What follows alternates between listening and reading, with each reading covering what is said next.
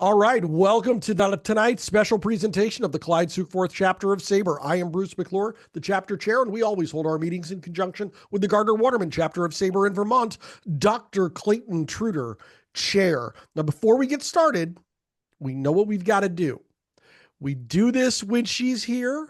It is per past protocol. Joanne Hulbert, I know you got a poem for us. I do. Go. And seeing that we're talking about lawyers tonight and everything, and also I picked out about Hugh Jennings because he was on the list. Not only that, near and dear to my heart, because Hugh Jennings used to hang around occasionally in the town that I now live in. He was hanging around with the Royal Rooters outside of Boston, up on Miller Hill with John J. O'Brien, who was the president of the Postal Union of Boston. But Hugh used to come out there to play around with them. Apparently, they knew each other from somewhere else. So it was an interesting thing that you would see in the local newspapers whenever it's mentioned that Hugh Jennings was had come through town, or Rabbit Moranville, or any of the other celebrities. But so that's why I've got Hugh Jennings. Besides that, I like a lot of the stories about him anyway. So here is a poem from 1911, Jennings versus Mack. "It's strange," said Hughie Jennings as he dined in the cafe, "how all my legal practice seems to slip and slide away. I got 3 letters yesterday relating to the trials of Grogan versus Hogan and McManus versus Miles. Also, a brief was sent to me regarding my best case, the People versus Mayhem Mike, who hit a neighbor's face. But the only case I think of now, and that one's looking back, is the case before Ban Johnson, namely Jennings versus Mack. I well recall my maiden case. I won it in a walk, partly by reading up the law, partly by fiery talk. I won my next case also, and I've won 100 since, once freeing Yegman Casey using thumb and fingerprints. The law's a noble calling, and I'm glad I'm an attorney. I miss my yellow books when I take a baseball journey. But the only case I think of now, and that one's looking back, is the case of Hughie Jennings versus old Cornelius Mack." That's from 1911. I love it. Thank you, Which Joanne. is about the same time. Yeah. Same time they used to hang around Massachusetts on occasion, too. That's fantastic. Yeah. Jeff Cohen, where are you? Tell me what's going on with that pod, man. Thank you, Bruce. Yes, this week coming up, dropping on Saturday, we have an interview with the New York State Baseball Hall of Fame director, Rennie LaRue. Now, he has a Baseball Hall of Fame. It's been going on for almost a decade now, and this year they are inducting, Brian Cashman, Joe Panik, Jim Cott, the late Gary Carter, Frank Catalano, all New York-based players. Also, there's high school coaches, college coaches, umpires. The great opportunity, the great induction ceremony. I will be there, but we're dropping the interview on Saturday on Baseball and BBQ on all your podcast apps. When are you and Len going to be inducted? You know what? We have to be nominated, Bruce. Hint, hint. How does I don't even know how that works. I guess I should nominate you. Oh, thank you very much. I'll send you the link. Okay. Checks in the mail, right? Yes. Next up is our upcoming newsletter editor, Megan Hanna. Megan, where are you? I'm right here. You wanted a couple of minutes to tell us what's going on with that newsletter. Sure. As we go. So it's all yours. What do you got for us tonight? All right, absolutely. Well, work is underway for our inaugural issue. I think it's going to come out around January 2026. We're going to go with the seasons. It'll be quarterly. So we'll do a winter, spring, summer, and fall. And we will be launching our Name the Newsletter contest on November 1st. It'll run through November 15th. You can send your submissions to me via email or drop them into the chat during meetings during that 2-week period. I will put my email address in the chat after this. And we are still looking for submissions. We have some great ones. We are also looking for book reviews, research articles, personal essays. The book reviews can be recent publications or new or recent publications, or any book really that has a Northern New England connection. So yeah, we're just really hoping to get some great content. We've already, as I said, we've already got some great content, and looking forward to putting out our first issue. There is a rumor going around that we will have the first newsletter with a column that is not written by a human being or an AI chatbot. It is rumored that Gus the Sabercat is going to have his very own column in our newsletter. So stick around and pay attention for that, because I think that's going to be a lot of fun. Megan, I appreciate you. Thank you very much. No problem. All right, let's go on with our feature presentation. There is no greater honor for anyone in baseball than being elected to the Major League Baseball Hall of Fame in Cooperstown, New York. Since its creation, the Hall has inducted 346 individuals. Of this number, only 11 have been lawyers. Tonight's book celebrates this unique group, which consists of 3 players, 2 managers, 3 executives, and 3 commissioners. Each inductee is the subject of a detailed essay that recounts their legal education, admission to the bar, and legal career. Written by either a law professor or a law librarian, the essays are the product of extensive research and are supplemented by an exhaustive set of notes.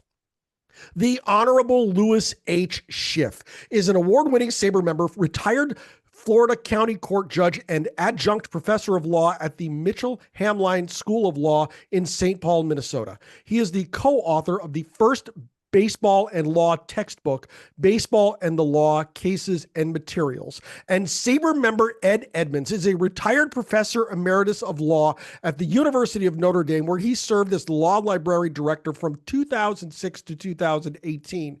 He currently lives in Edina, Minnesota, and is the president of the Halsey Hall Chapter. Gentlemen, welcome to Northern New England. How are you this evening? Great. Thanks for having me, Bruce. Thanks for having us. Yeah, glad to be here. Buried very far in my biography is the fact that as a youth, I lived in Springfield, Massachusetts at Westover Air Force Base. From 1958 to 1961, I'm a lifelong Cincinnati Reds fan, and I moved on the day of Game 5 of the 1961 World Series. So the boxes we prevailed upon them not to put the TV into the van. But unfortunately, the Reds got behind very quickly, and I almost wanted to turn the TV off. But so I have a little bit of New England roots. That's amazing. My hometown is actually Northampton, Massachusetts. There we go. And I was in a former life, get this, the public address announcer for the Springfield Indians Hockey Club. This was after they left the Eastern States Coliseum, because they were playing there when you were in Springfield. And they're still there. They're a different team name now, but they're still there. That's amazing. I did not know you were from Western Mass. Right, and Hall of Famer Juan Marichal was pitching in Springfield during that time frame.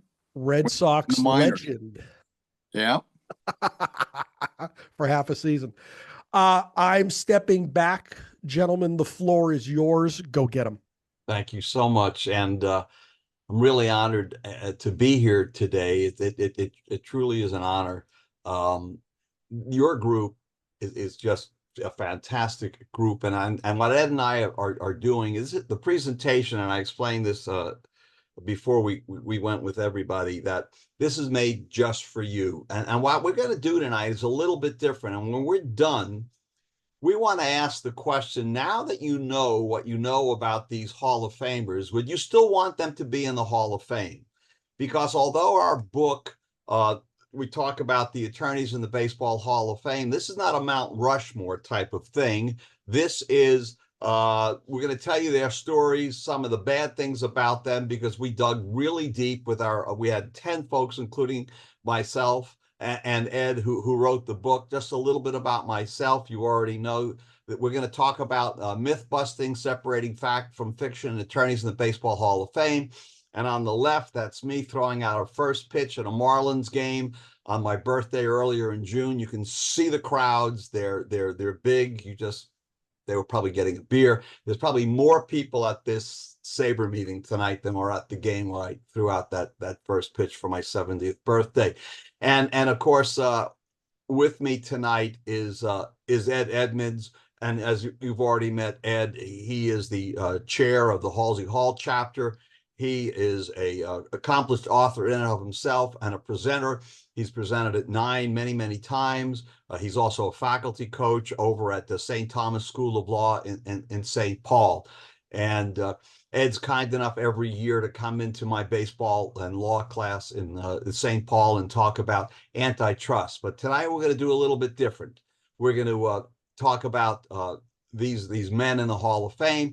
If you're interested, you can follow Baseball and the Law. If you're on X, it's at Baseball and Law. And if you're on Blue Sky, it's at baseballandlaw.bsky.social. And McFarland's has discounts for the book right now. If you're interested, their discount is 20% off with the code CUNE20, and that's good till November 1st. You do have to pay shipping with McFarland. If you're an Amazon Prime member right now, they're offering a 25% discount on the book. No code necessary, free shipping, and you could get that by tomorrow or the day after. Here's our contacts on the screen if you want to get out and reach out to us, or you can find us through the SABR directory. Our information is in the SABR directory as well, and you can find us there. So we're going to talk. We've got a special presentation just for you all tonight. And what we're going to do is Ed and I are going to go back and forth. We're going to each talk about several folks, and we'll go from there. And so this is the cover of the book. And as Bruce has already mentioned, there's 3 players, 2 managers, 3 executives, 3 commissioners. 8 of those folks were born between 1850 and 1898. 3 were born between 1903 and 1944, and only 1 member of that group of attorneys is still alive. So this was the announcement that we had put up on both X and on Blue Sky yesterday and today, inviting some of our followers to come. I hope some of our followers are here as well. And so we're first going to talk a little bit about Kennesaw Mountain Landis. That's my bobblehead, not to be outdone by Ed's bobblehead. Ed is a Cincinnati Red fan. I grew up a New York Mets fan. I am now a Miami Marlins season ticket holder. There's 6 of us. It's my brother and myself and 4 other people. On my left is Bob Jarvis, who is my co-author and co-editor. He sends his best and regards, and he's unable to be with us tonight. All the pictures that you'll see in our book are not the kind of pictures that you might want to see of baseball people. They are looking lawyerly. Every one of these pictures come from the legal collection of their lives. And so they are pictured not as even executives, they're pictured as lawyers in the book. So let's talk a little bit about Kennesaw Mountain Landis. And I'll mention to you, he never took a bar exam. He was in private practice, which is more than some of our other members. He was a district judge, as you all know, and he was the first commissioner of baseball, and he was inducted into the Hall of Fame in 1944. What Ed and I are going to do tonight, I'm not going to center around a lot of the stuff that you all know, because SABR folks, I know you're the most knowledgeable people when it comes to baseball. I know you're the most knowledgeable people when it comes to history, but we have over 1,300 footnotes in a 250-page book that I think half the book are footnotes, so you can drill down and learn some more. And we're going to talk about some of the things you might not know about these members of the Hall of Fame. So first off, many of you probably know this, but I just want to give you a little bit of background. He never graduated high school. Kennesaw Mountain Landis, federal judge, never graduated high school.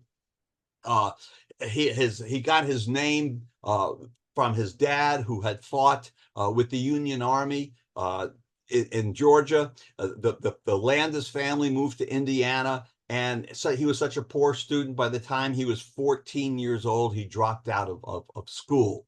But before his 21st birthday, he learned shorthand, and he worked as a court reporter, and he went to Indianapolis, and he got hired by the Indiana Secretary of State. Now, here's something you might not know, that when he was 20 years old, he became a lawyer. Now, how do you become a lawyer at age 20? Well, this is a common thread with some of the lawyers that are the attorneys that are in the Baseball Hall of Fame. You just had to sign an affidavit that you were of good moral character. And so he did, and so he became an attorney. And Indiana was the last state to do away with, you could just raise your hand and say, I'm a good person, and become a lawyer. So what happened? He was an absolute failure as an attorney. And pictured on the screen here to your left is the Grant County Courthouse in Marion, Indiana, which was built before he started practicing law. And this is one of the places that he practiced law.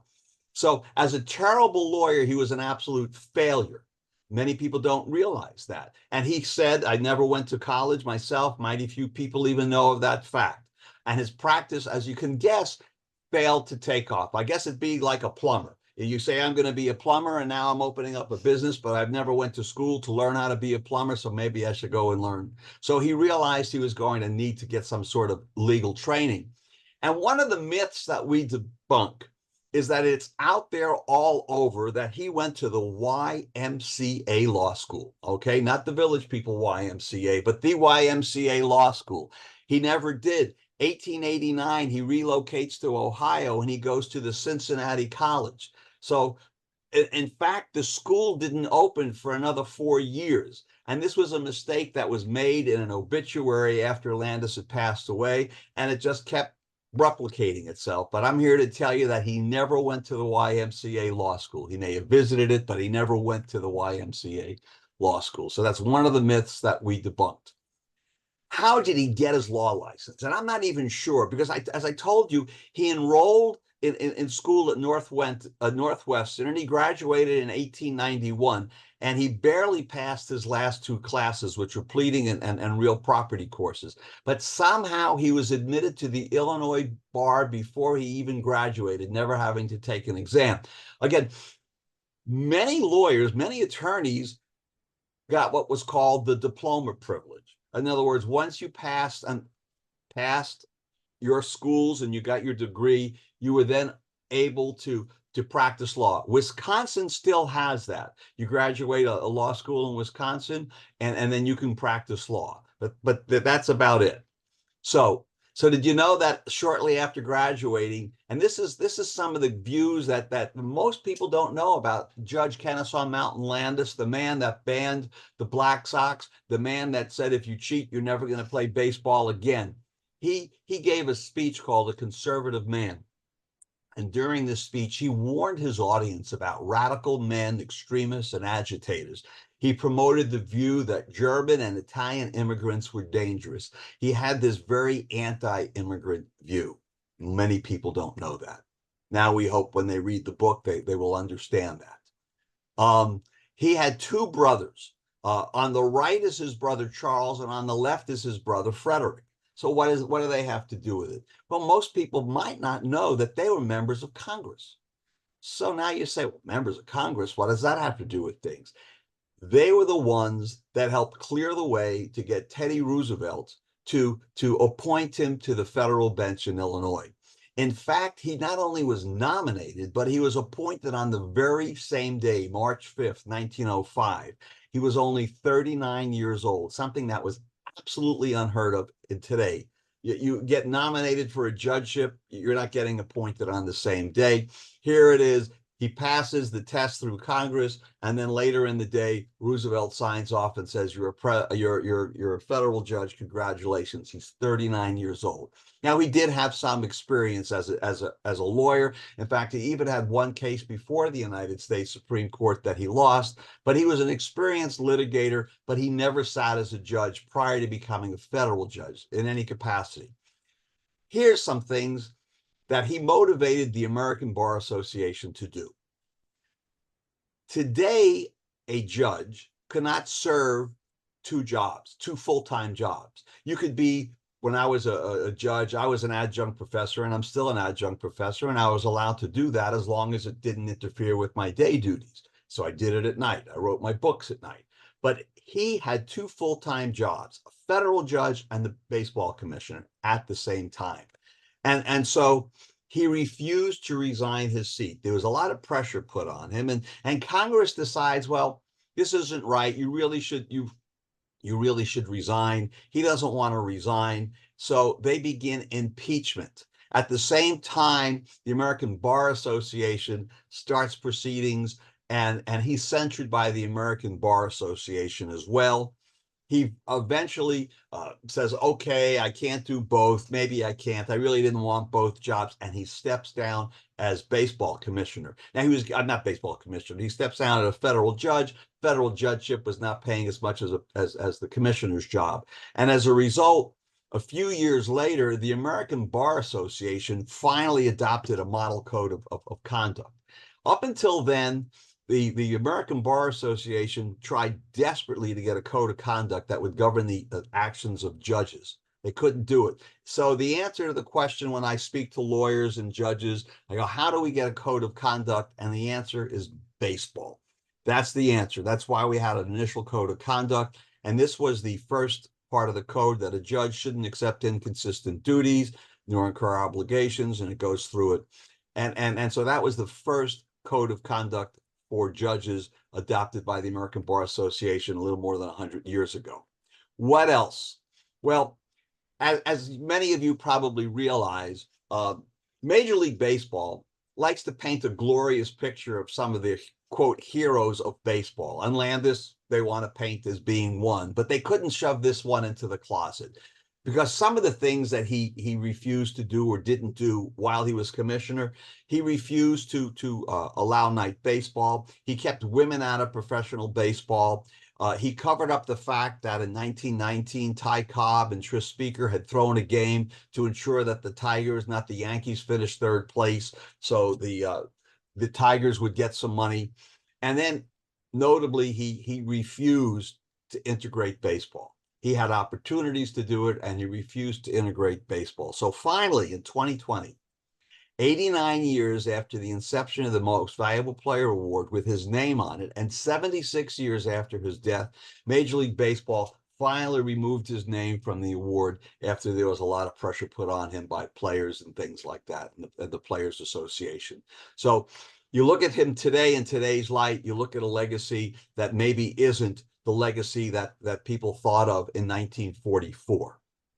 So I'm going to wrap that up and go on to our next member of the Hall of Fame, and this is Savannah Nolan. She wrote the chapter on Huggy Jennings. I'll go through some things. He was truly an all-star shortstop, as most of you know. He was an excellent lawyer. He practiced for about 15 years. He was admitted to practice both in Maryland and Pennsylvania. He went to Cornell, and I say he attended Cornell because he never graduated from Cornell, and he was in the Hall of Fame in 1945. And the way we're going to present these men to you are the order that they were enshrined in the Hall of Fame. So here's the interesting thing. He never completed high school, and he never graduated law school. So one of the things we found was one of the things that Professor Nolan found was that Jennings, whose name was originally spelled Hughey, now it appears as Hughie. So she has found the disconnect. He dropped out of school when he was 11 or 12 to become a breaker boy. And those were the guys that in the coal mines for 15 cents a day, he'd separate pieces of rock and slate and wood from coal. And he worked in the same mine as his fathers and his brothers. Although he may have left law school before graduating, he became a member of the Maryland and the Pennsylvania bars. And he built himself a very good practice in Scranton with his younger brother, William. And again, he didn't graduate, but they were admitting people 120 years ago, as is the case with Kennesaw Mountain Landis. You didn't necessarily need the legal degree. It certainly helped, but you didn't need the legal degree. And now I'm going to turn the ball over to Ed, so to speak, and he's going to talk about Jim O'Rourke. Right, we do. Welcome, everybody. We are going to talk a little bit about each of the individuals. Can you hear me? Okay, good. And Jim Orator O'Rourke, and you see that as the main introduction to him on his Hall of Fame plaque. But one of the things about O'Rourke that we want to talk about is his surname. And in fact, some of the things that Lou has already mentioned that we're going to do. And here's the law school that O'Rourke attended. He went to Yale, in part because John Montgomery Ward, who we'll talk about later, encouraged him to go to school. But I'm going to talk a little bit on the next slide about footnote 5. And O'Rourke's original name, according to at least what appeared in the federal census, did not have the E at the end of it. But by the 1860s census, either they added it to his name or they got it right in the census, and it had been mistake in 1850. Now, supposedly, and this is a story that we think is maybe apocryphal rather than legitimate, is that the owners of the Boston Red Stockings, wanting to kind of diffuse the fact that O'Rourke was Catholic, the Irish nor Catholics were appreciated by many in the country during that time frame. And they asked him to drop the O from his last name. And he said, no, I'd rather die than give up my father's name. $1 million wouldn't tempt me. We think actually that's that story is fictional. So in footnote 48 in the book, you will see that we can't really find a good solid source that says that request from the Red Stockings actually took place. But I think next up we're going to talk about Huggins, or do we have somebody before him? Yeah, this is the one photograph I think we could find about Huggins that that showed him in something other than a baseball uniform is this one from his 1902 graduation class. And the next one, actually, I think the next slide has a nice colorized version. You will see a fair number of interesting images in the talk. And there's his Hall of Fame plaque. And as most of you know, his managerial career was exemplary. He also, despite the fact that he was very short of stature, he had a rather solid baseball playing career before he became a manager. So the next slide up, we're going to talk a little bit about the fact that, like many of these individuals, I'm sorry, I forgot the next one would actually be, he went to the University of Cincinnati College of Law. That is actually the Cincinnati College of Law that Landis went to for some period of time, actually merged in the early 20th century or the late 19th century with the University of Cincinnati College of Law. And so Huggins was admitted to practice in Ohio. His father hounded him to go to law school. He went to law school. He was admitted to practice. And on the very next day, basically told his father, I don't intend to ever practice law again. And that indeed was the case. Basically saying you can't do two jobs. You're either a baseball man or you're a lawyer, but not both. But here's some of what we dug so deeply about in this book, was to try to look at almost every factual element. And I'm going to talk soon more about Larry MacPhail. And I can tell you that there's almost nothing about Larry MacPhail's life that doesn't have two contradictory stories. So we spent a lot of time. And in Huggins' case, there's different references to whether he was born in 1878, 1879, 1880. His New York Times obituary that's going to come up on a digital image of that here in a minute helped add some of this. But if you look at the next slide, you'll see this is from Find a Grave. And if you look carefully on there, you'll see that indeed it says 1878. And in the next slide, you'll actually see the grave stone for Huggins that indeed also says 1878. And as you can see, he died, unfortunately, as a relatively young man, at least for those of us who are in our 70s, when he died in 1929. And the next slide will show you his World War I registration card. And if you can see that carefully, you'll see 1878 being listed there. So, we're beginning to mount a lot of evidence for 1878.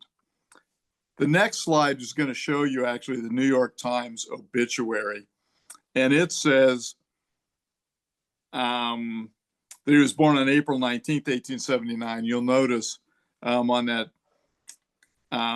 his military information, I don't think it says April 19th. So there's a dispute about, and there you see in the article, April 19th, 1879. So you've got that. You've got March 27th, 1880, comes from other information. So like so many of these people who were born really before birth certificates were fairly common, you'll find different dates. And in some measure, as you'll see on the next slide from Steve Steinberg's baseball, connected to baseball reference, the SABR biography, you'll see that footnote 3 down there at the bottom. So for years, databases listed as birth year is 1880. Some still list 1879. And indeed, it was not unusual during the early part of the 20th century and actually for military purposes on into later years to lie about your age. So this could have been part of the factor for a dispute over Huggins' birthdays. So that's what I have to tell you a little bit about Miller Huggins. So John Montgomery Ward, who was one of my heroes, and you see here his plaque from the Hall of Fame. Many of you know he was a great player, originally a pitcher, then a position player. And we're going to throw a little shade on Ward, starting with the next slide, which concludes. This is Walt Champion. And I keep forgetting because I'm looking at something without this school. So he went to Columbia Law School. And that may have had something to do with some of the negative things that we're going to tell you about Ward here in a minute. So the next slide, this chapter was the work of a longtime friend of mine, law librarian. And Walt Champion at the end of the chapter basically concludes, almost everybody who talks or writes in any detail about John Montgomery Ward is going to tell you that the guy was an arrogant jerk. And so some of you who have a whole truckload of lawyer jokes in which the lawyer comes off as an arrogant jerk, this might match up with what people felt about John Montgomery Ward. And to support that a little further is on the next slide, this reference. So Bert Solomon did a review of Brian D. Salvatore's biography of Ward, in which basically he has some fairly direct negative things to say about the book, particularly about some of the attempts to be cute that might have reminded somebody of Orator O'Rourke. But here he noticed, Ward was standoffish, disliked by teammates. This is just a common theme on everybody who's written about Ward. And so Solomon kind of finishes up his review by saying, this probably isn't somebody that you would have wanted to go to dinner with or have a drink with or even sit and chat. And Solomon also kind of a little negative stuff about reading a book about him that he didn't think was really all that great. The next slide shows you the image. Now, one of the nice things about the New York Times is that their archives are available without a paywall. And so you could read, you could easily go to your web browser and search for this and read the full review of the book about Ward. And then in the next one, just to kind of finish up on John Montgomery Ward, here's Bill Lamb in his SABR biography of Ward saying, he had this innate aura of superiority that he would always remind you of. So you weren't in any doubt that he was the smartest guy around, but he wasn't liked by his teammates. So this was actually kind of new news for me, somebody who has written about labor and baseball and had fond feelings about Ward for what he did and creating the Players League and stuff like that. So I'm going to turn it back to Lou, and I'll come back in to talk a little bit later about Larry McPhail.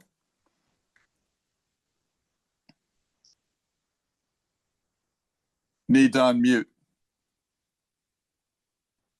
Thank you very much. I'm going to talk, I purposely muted myself, a little bit about Branch Rickey.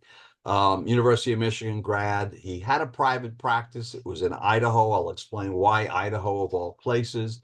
He was in the Army. He invented the baseball farm system, and he engineered the breaking of the color barrier. And he was inducted in 1967. So let's talk a little bit about him. He had a lot of adversity as a child. He had a stutter that was mocked by his peers.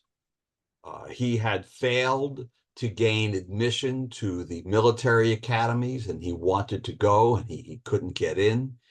And back 100 years ago, one of the requirements were Latin, and his Latin was not up to the level expected of him, but he had to work hard and excel by it. And this is a theme that we'll get to later when we talk about excelling and working hard when we get to Tony La Russa.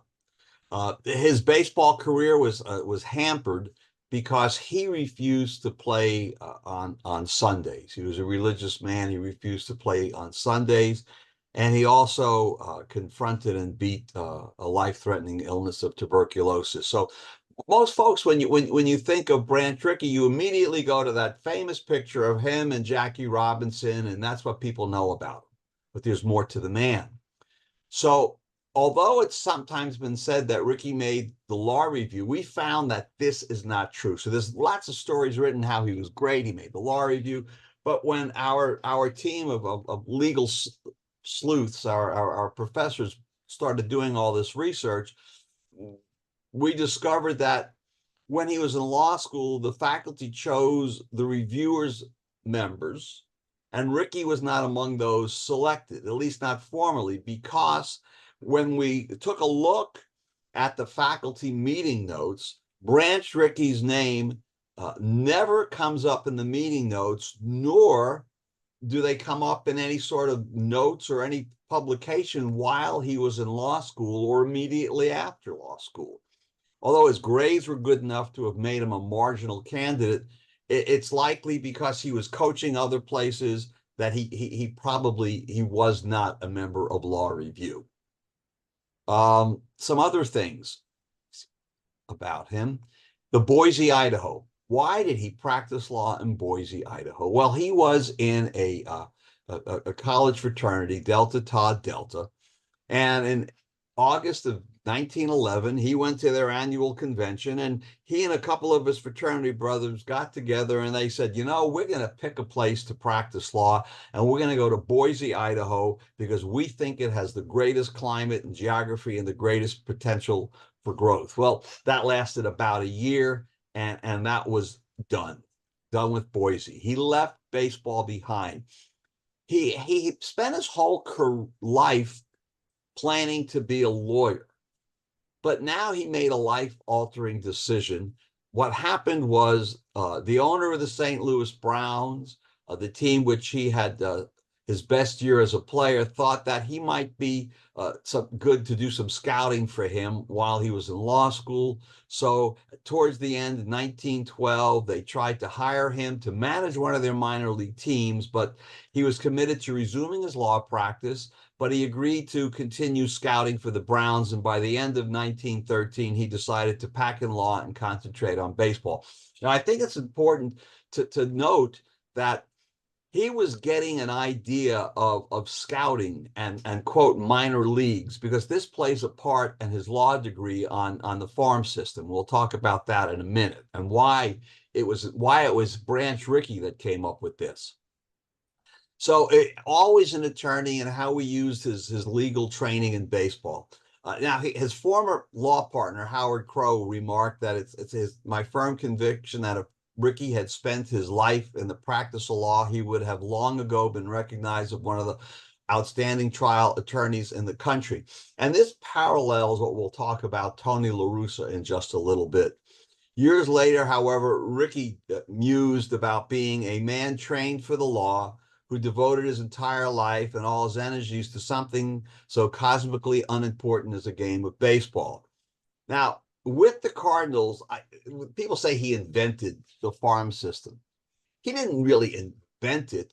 What he did is he took his understanding of businesses and corporations and realized that if the major league team is the home office, we can have all these other sub-home offices all over the place feeding into our team. And so it was through his legal training and his legal education that he was able to envision and set up what we now know as a minor league system. And then one of the other things that he did was in the late 50s and early 60s, he spearheaded the effort to start a third major league league known as the Continental League, which in a sense led to the expansion era of baseball. And so what a question I'll ask your group, and if you want to answer it now, would he be a Hall of Famer without Clyde? Because as you know, it was Clyde that went to Branch and said, I've got somebody for you. Bruce, I'll ask you the question. I know I'm putting you on the spot. So the question I want to ask is Branch Rickey a Hall of Famer without Clyde?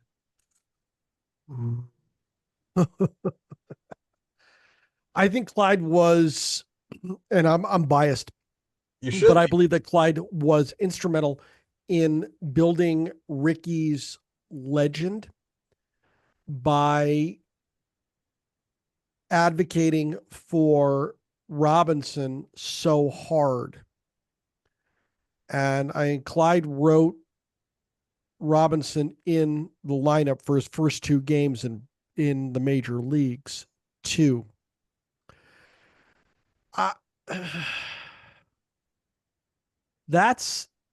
I'm not sure I can answer that question without some reflection.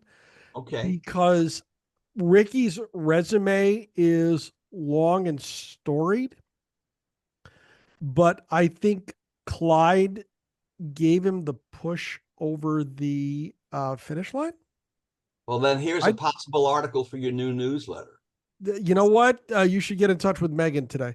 Megan's on there. Megan, here's an article for you to write about in your newsletter. Whether or not he would have made it without Clyde, but something to think about.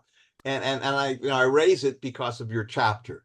So there's no right answer, but I thought this was the appropriate time to kind of raise that and say, well, could he have done it without him? You know, I honestly believe that Sukeforth should have some sort of a place in the hall. We all know Sukeforth as a player or a manager was not a Hall of Fame career holder, but he should be there for his part in the story of Jackie Robinson. Molly wants to talk. Thank you, guys. I can tell you we have had contact with Clyde's family, and the movie that was put out, they are very upset about the fact that they were cut out of that. Clyde was cut out of that, and there's no acknowledgement of Clyde's contributions to Jackie's career. So I personally feel very strongly that if it wasn't for Clyde, Jackie nor Brand Turkey would be where they are. All right.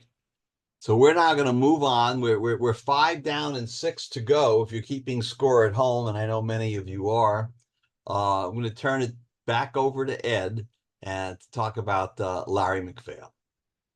Yes, thanks, Lou.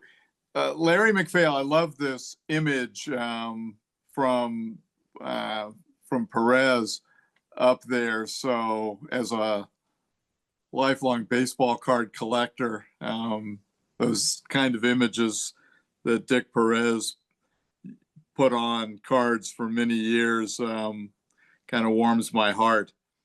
As I mentioned earlier, almost everything about McPhail, the year he was born, the building he was born in, everything else, even the law school that he ultimately attended. He did start at the University of Michigan, contrary to what a lot of people said, that he dropped out after one semester because of eye issues. We did a lot of digging, and fortunately, the University of Michigan has a lot of information digitally available, and it certainly makes sense that he was there for a whole year. He had actually started at Beloit College and then moved on to the University of Michigan.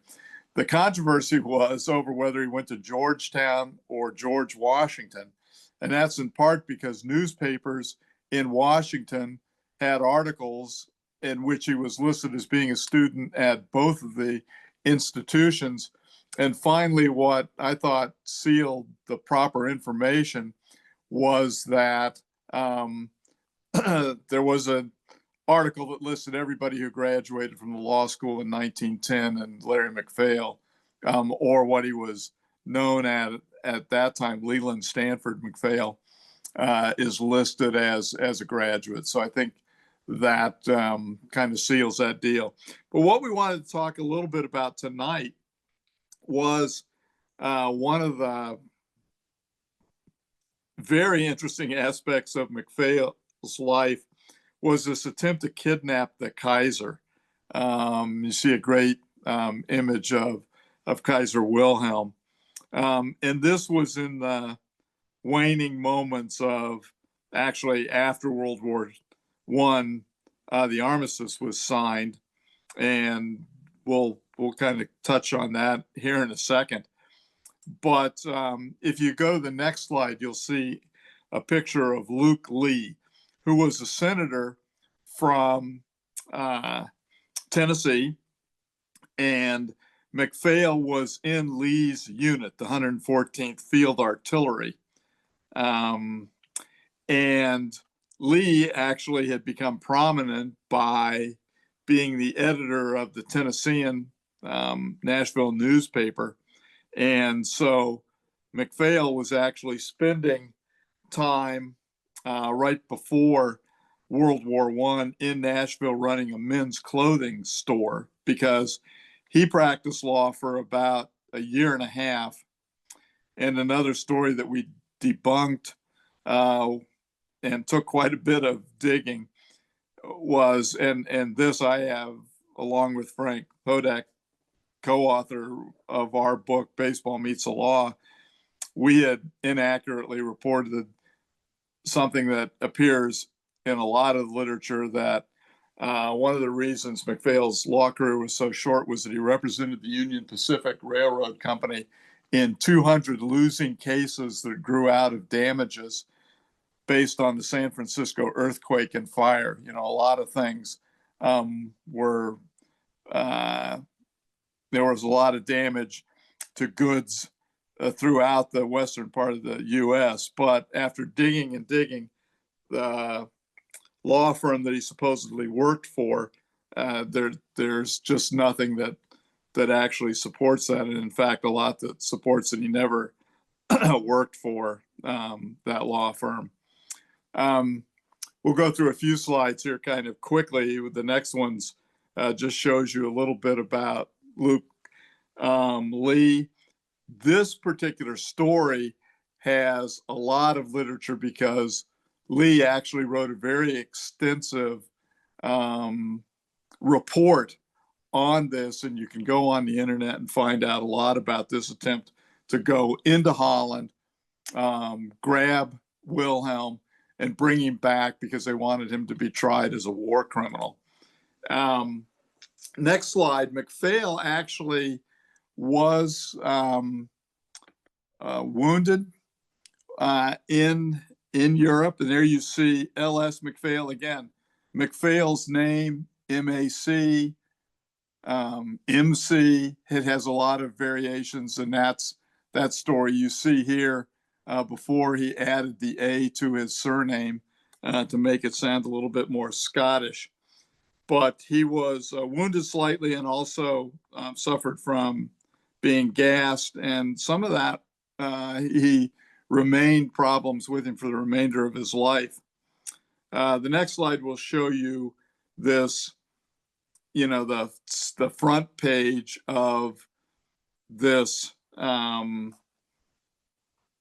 version of the attempt to capture the Kaiser that we're going to just briefly touch on. The next slide will actually show you the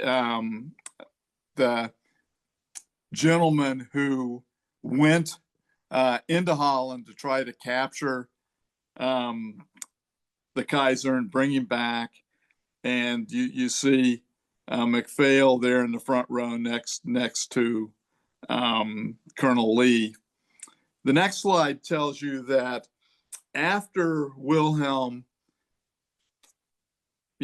departed from Germany at the end of World War I, he decided he was supposed to spend a couple of days at this castle, the castle of Count Bentinck in Holland. And I listened even just this week to some YouTube videos about this castle, and it's a very interesting story there. One reason maybe Wilhelm was there was because there are 3 bodies of water that you have to go over before you actually get to the castle there, and it's kind of revealed in that image. But it's a marvelous building that still houses most of what the Count had there.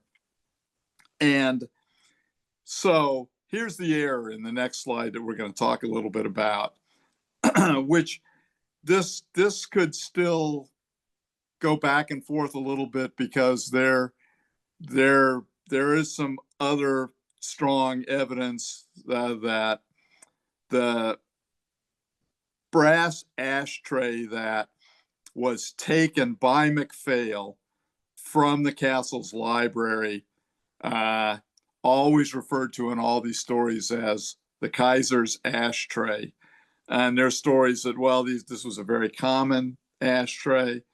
But one thing that I felt is supported fairly strongly by learning a little bit more about the Count. And by the way, I said earlier that Wilhelm was only supposed to be there for a couple of days. He was there, I think, for much longer. So he certainly overstayed perhaps his welcome in Holland.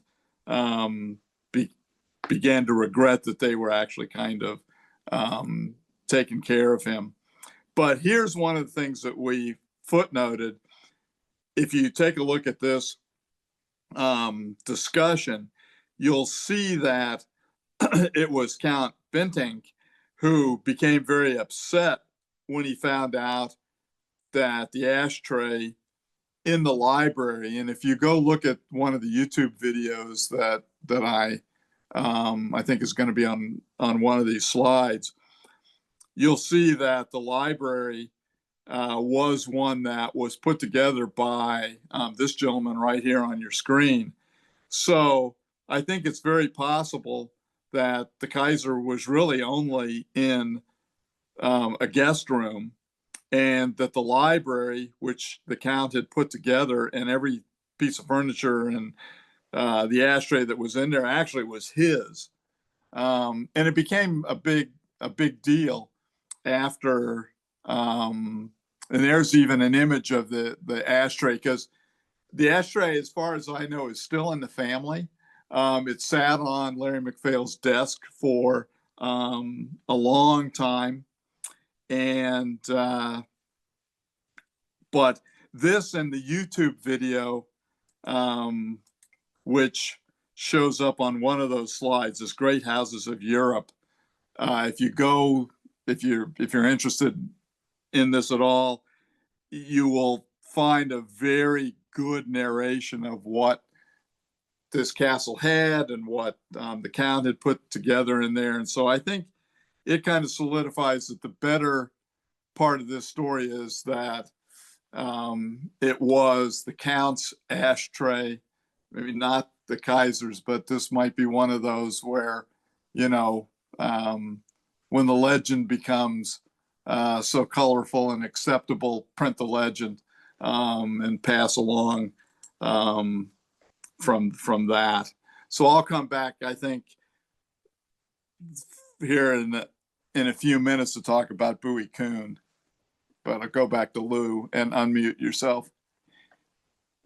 Bruce, let me ask you this, because I know that there's people want to do other things. We could always come back and do another day, or we could do something else, but I'm mindful of everybody's time, and I don't want anybody feeling that I'm, imposing on them.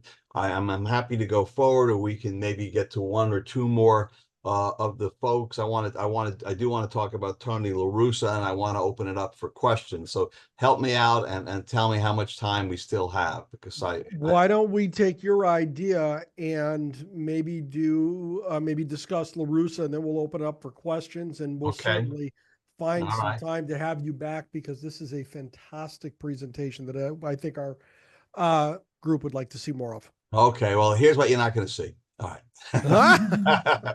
I won't point this out, though. So Elizabeth, when the recording goes up, they'll be able to slow it down. Yeah, right. They will, right.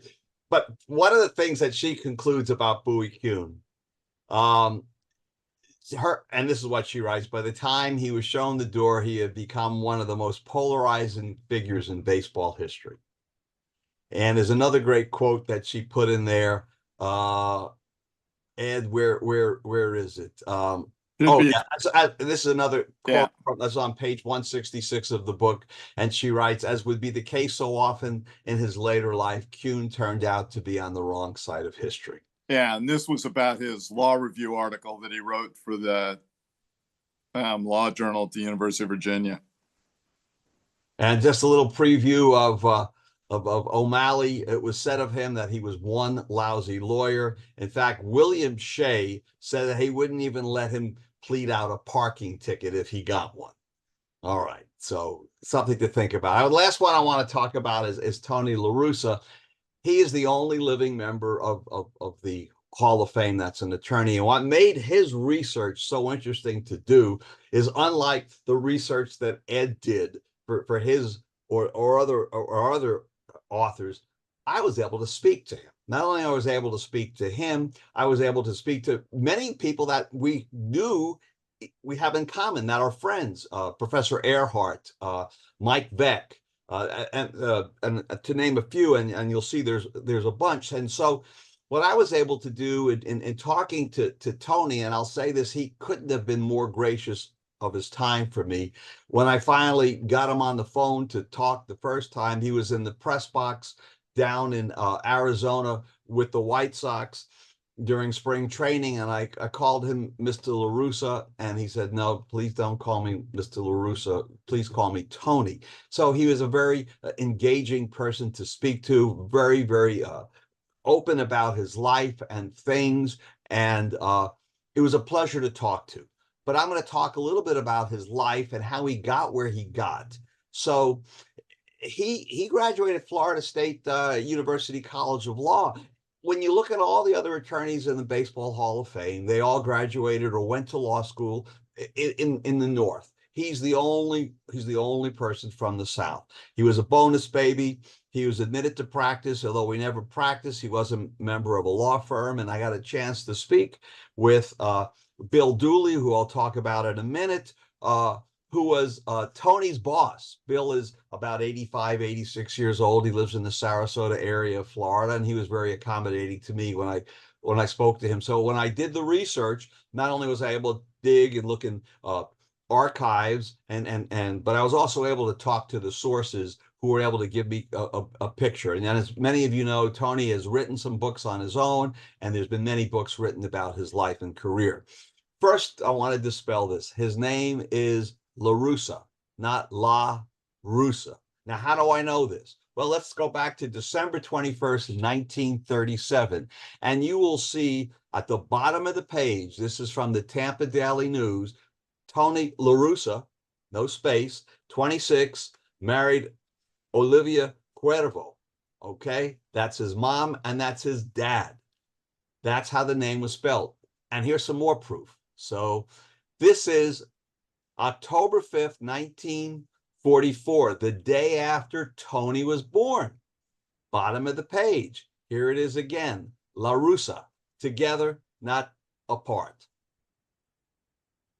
Here it is, the day he signed his contract with the A's as a bonus baby, 1962, LaRussa, all together. Sometime after that, the LA and the Russa got separated, and he never made a big deal over it. But that's the name, and so if his proper name, there's no separation into it. And so here's some of the things that he told me that I think are very interesting that were never really published before. He told me, and this goes back to his desire to achieve. He promised his mother that he would get an education. In fact, the story he told me was that when he signed as a bonus baby, his mom made the A's set aside money so when Tony was ready, he can go to college, and he did. He went to the University of South Florida. He told me that he would have become a trial lawyer because he enjoyed the competition, which is parallel to being a manager. When I asked him what lessons he learned in law school that had helped him as a manager, this is his quote to me. He said, "You can't shoot from the hip, as you must value preparation. You must always pay attention to detail.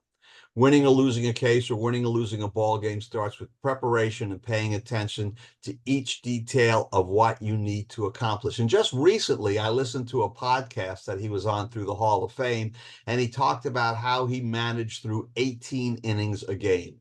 It wasn't just a game, it was half inning at a time, batter by batter, pitch by pitch. Here's what else he told me. So his decision to go to law school was based upon the fact that he came a time in his life that he realized that his playing days were over.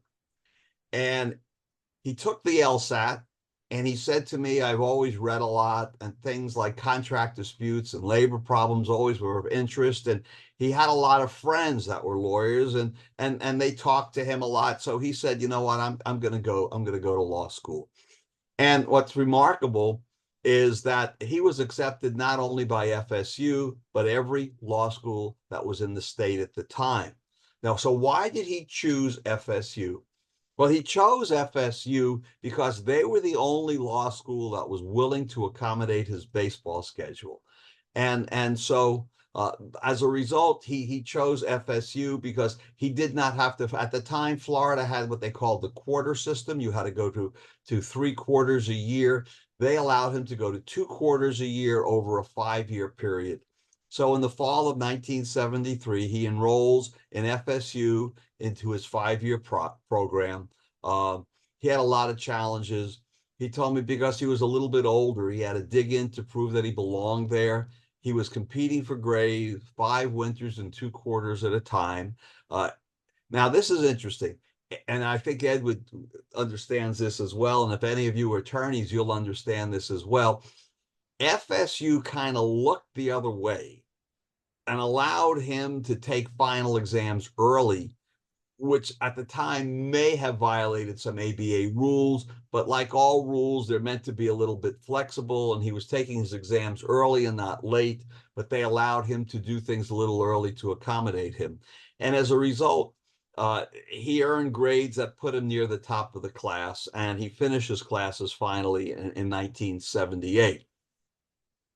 This is Scott Tosian.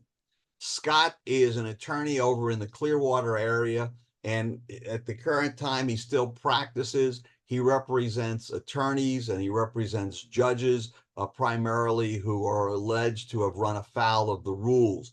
He and Tony were very good friends in law school, and what Scott said to me is that Tony proved to be a dedicated law student, and he garnered a reputation for refusing to let anyone outwork him.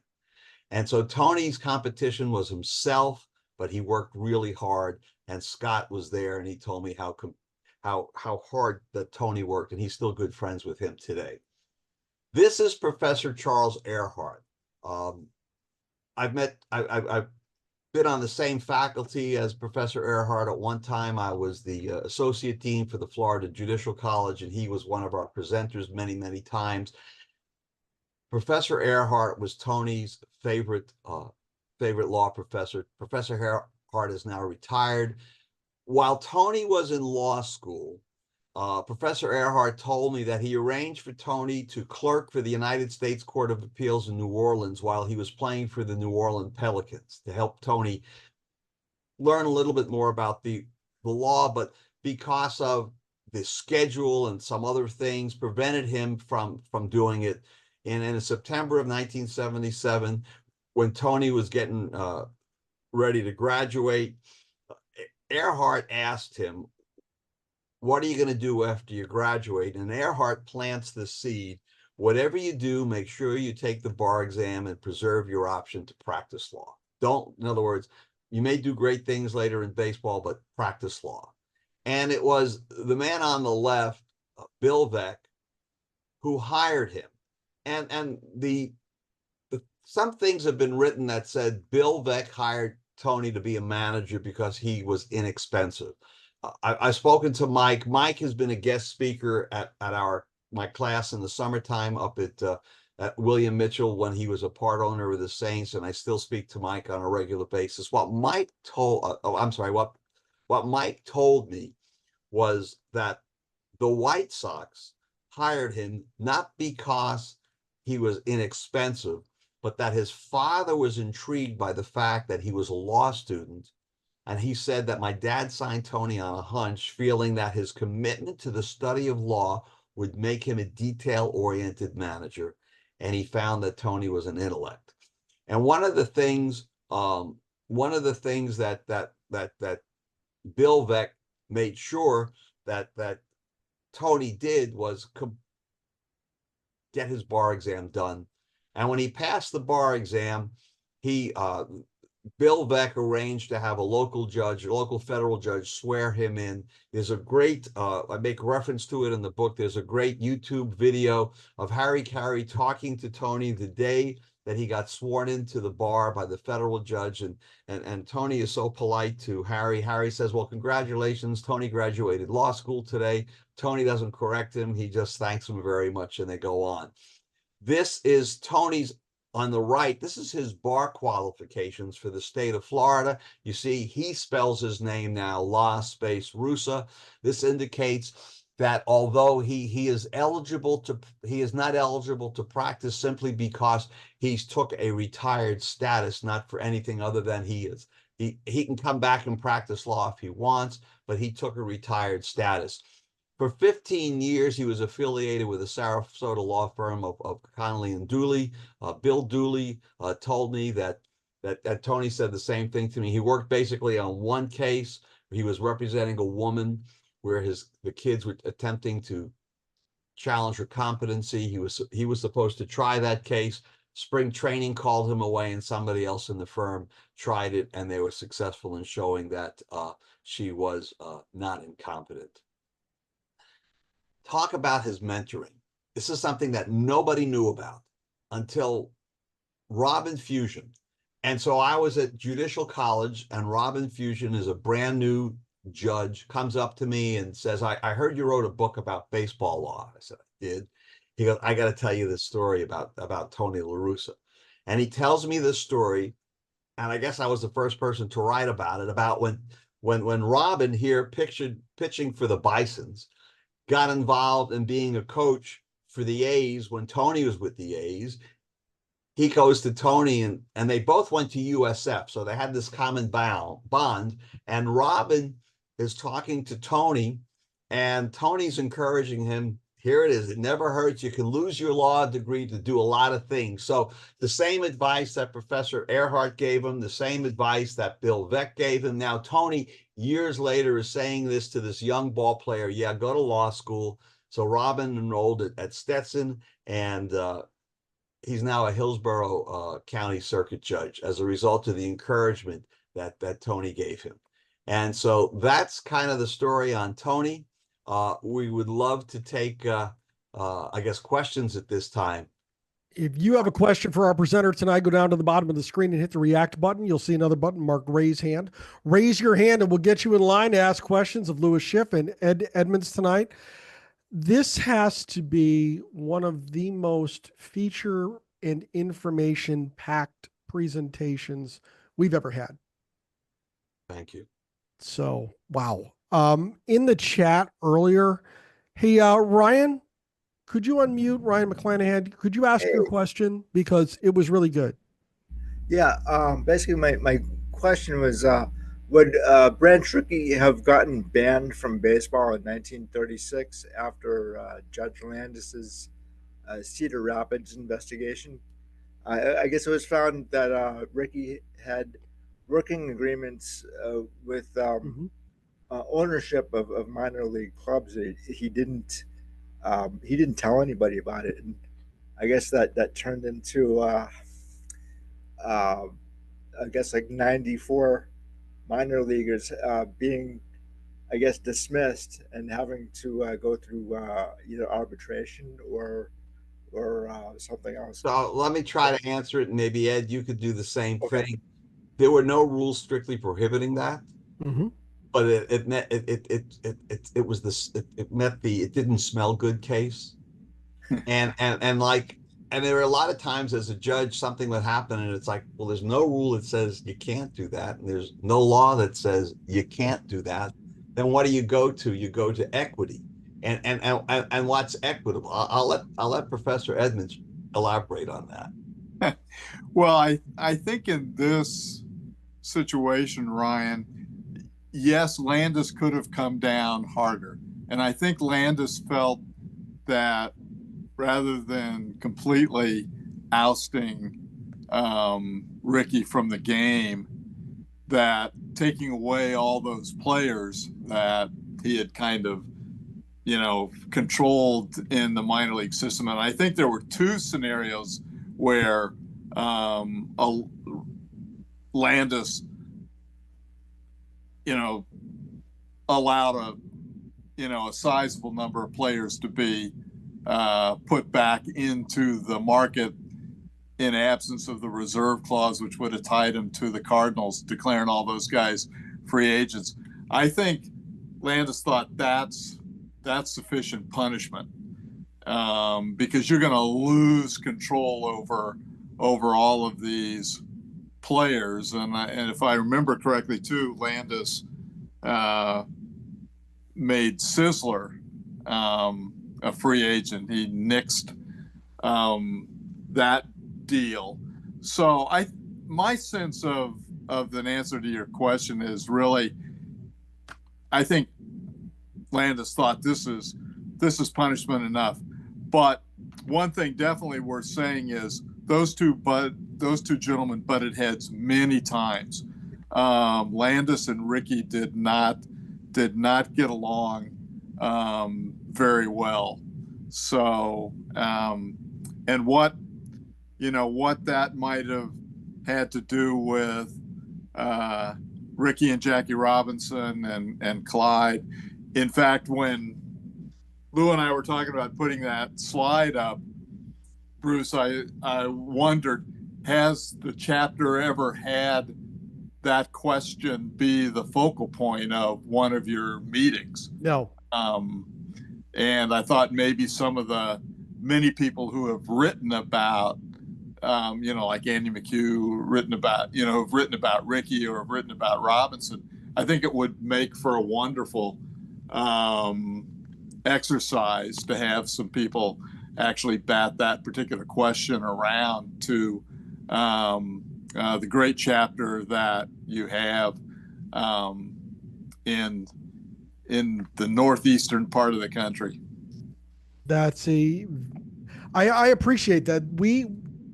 Honestly, we haven't had that debate. We've been in touch with the Sukeforth family, and they have some real concerns with the way that Clyde is remembered, because they feel his memory is devalued or minimized in Major League Baseball, and I kind of feel the same way.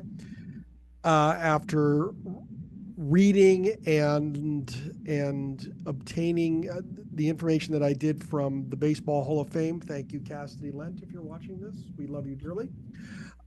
She sent me two huge PDFs with everything that the Hall of Fame has on Sukeforth, and as far as I am concerned, they're right. His memory is minimized, and I believe that I believe research should be done. Do I have any researchers in the chapter who would to figure out more of his story? I think there's a lot of it out there that never really came to light. My wife in the chat has a great idea.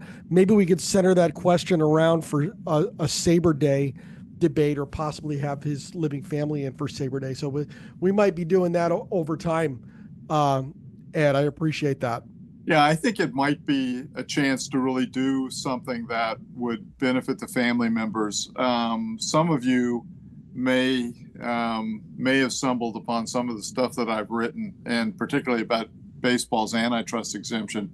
And it's always bothered me that everybody identifies the main plaintiff in the second case, Toolson versus the New York Yankees, as George Toolson. Well, he wasn't known by that, and it prevented me from getting anywhere in research for a number of years, because, like his father, that was his first name, but his father was George Toolson. He was Earl Toolson, and I've tried hard to get people to kind of recognize him. And I've been in touch with his family, and they also feel like, Earl Toolson. I know some of you are going to be listening to some presentations, Rob Elias's book on Danny Gardella as being a forgotten man. Well, I would argue that Earl Toolson is even more forgotten. Nobody even calls him by the name that anybody would have referred to him in his lifetime. And like with Clyde's family, I've been in touch with Earl's grandson. I met one of Earl's brothers, and they really feel that it's unfortunate that nobody knows anything more about Earl Toolson, the human being, than they do. And so I think any of you listening here, what we could do for Clyde's family or Earl's family, I think would be greatly appreciated by them. I think you've given us a pretty good idea going forward for SABR Day in 2026. Before I go to Molly, I want to go to Jack Bales. Jack, would you unmute for just a minute, please? Sure. Jack, how are you this evening? Doing fine, Bruce. Thank you. Good to be here. You made some really interesting comments in the chat. I was hoping you could get those on camera for me. Would you please? Sure. I I just wanted to mention that I was a reference librarian here in Fredericksburg, Virginia at the University of Mary Washington for more than 40 years. And one of my students was the great nephew of Kennesaw Mountain Landis. And his father was Landis's nephew. And he told me that his father was at the call shot game during the 1932 World Series. And he maintained, of course, that Babe Ruth did indeed point. He was adamant about that. And I was, being a Cubs fan, and I've done a lot of research on that. I said he probably did not point, but that's another story. But I found out later that when they took out the Landis's name from the most valuable player trophy, that the father was interviewed by Associated Press and other places saying that he was adamant that Landis was not opposed to integration at all. And I found that kind of interesting because in all my research, and I read Bill Beck's autobiography too, that it was Landis, of course, that did oppose integration. Well, it's great to meet a librarian here. Andy, Absolutely. who's also here tonight. Yes, I saw that. With Stand Up Again and Show Your Shirt. Yeah, I thought that, Andy. Yeah, I like that. Yes, Andy Heckroth. Yes. Yeah, right. All of us here. Have done. All of us. Andy, say something. Pardon me, Ed. I'm sorry. Andy, talk and get yourself, unmute yourself. Yep. Now start talking so we can get you on camera and show that shirt off, man. Yeah. All right. Wore this for work today. What do you think? Oh, wait. 100% organic, it says. Oh, yeah. Yes. That's right. And we may be the majority of the South Bend SABR chapter on this call tonight, because I still maintain some connection to where I worked. And I do sometimes mention that I had the wonderful opportunity to be both a professor and a librarian during my career. So that made me a little bit of a double dipper amongst the contributors to this book. I just wanted on record that Jack buried the lead. He is actually not only a retired librarian and all sorts of other things.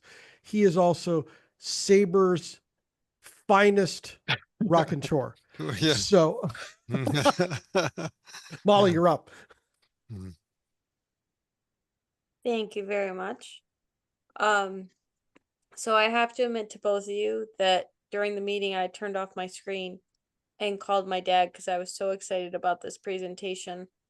And I called because I knew that he went to New England for part of his law degree, but I couldn't remember where in Florida he went. And I called Dad and I said, Dad, where did you go to law school in Florida? He goes, Miami. I said, why? I said, Dad, we're having a presentation about lawyers in baseball. And he goes, well, I know this one and I know that one. And, I'm like, okay, I'll talk to you later. And I hung up on Dad. Well, I'm sure SABR will put this up so that if he's willing to listen to us even beyond 1 hour, he could. And I think it's truly wonderful that SABR put so many of these talks on their YouTube channel, and it's really great for those of us across the country to get in touch with each other. Some of us can do it at the annual convention, but this way really, and I really appreciate the comments you made, Bruce. And I think it's true, Lou, that this is the largest audience we've had so far for one of our talks about the book. Right. We'll stay on if you have more questions. Sure.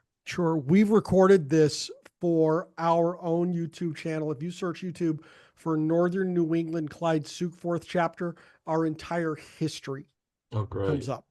So you can see them all. You guys will be front and center probably by the weekend, depending upon my schedule at work. But I don't see any more hands. Anything else for our presenters tonight?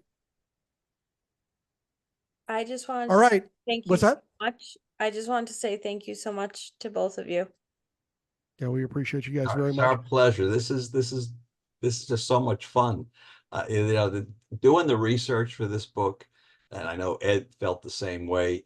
It allowed me to get away from my day job as a judge to dig into things that I really love, which is baseball and law.